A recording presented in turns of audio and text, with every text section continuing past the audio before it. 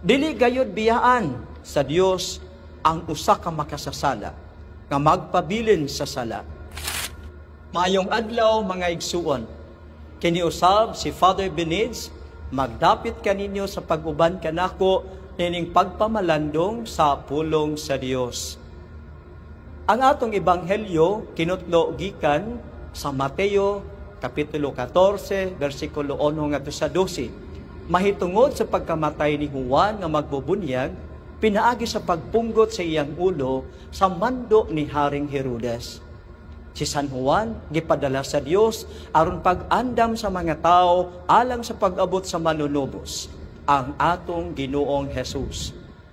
Gidapit ni San Juan ang mga tao sa paghinulsol o pagbiya sa ilang mga sala.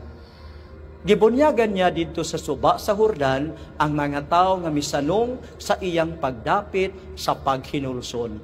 Prangka nga giingnan ni Juan si Haring Herodes nga dili matarong ang iyang gibuhat nga pagpakigpuyo sa asawa sa iyang igsuon. Nahasol si Herodes sa gisulti ni Juan og buot niyang ipapatay siya.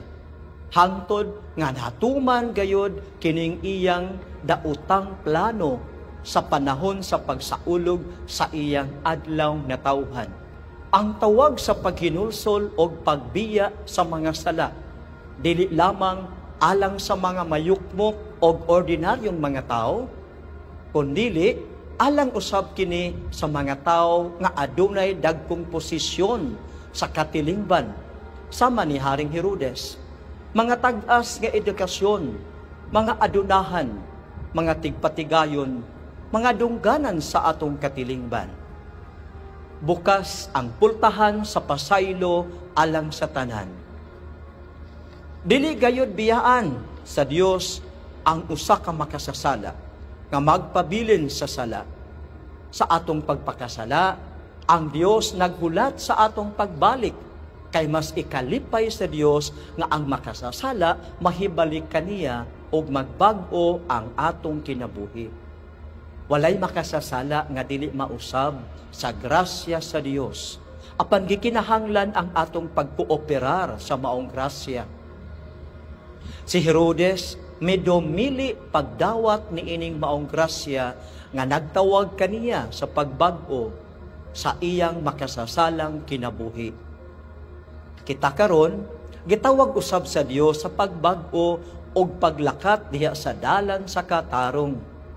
Nasinati mo ba nga sa panahon nga kita makasala, adunay mga Juan nga gipadala ang Dios.